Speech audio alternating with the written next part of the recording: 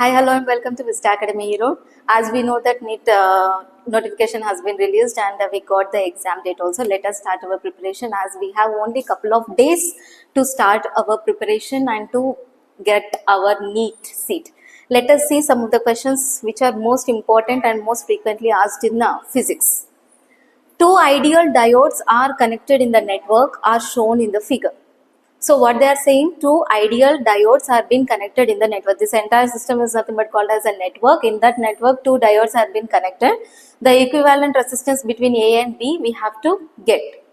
Right? Let us see the network. Ma'am, this is so complicated. How we are going to solve it takes some time. So let us see how we are going to solve within some couple of seconds. Right. So always remember this diode is connected in the forward bias as it is starting from the point A and it is shown towards the direction. So it is in the forward bias direction, and it is from the B and it is in the reverse bias direction. So always do remember whenever we are having forward bias and reverse bias, forward bias will be always short circuited in the network and reverse bias will be always open circuited in the network. So what we have to remember, forward bias will be always short circuited and reverse bias will be always open circuited network, right? So there is no connection between this and this. So we have one resolved network here. Now let us see how the network should be resolved.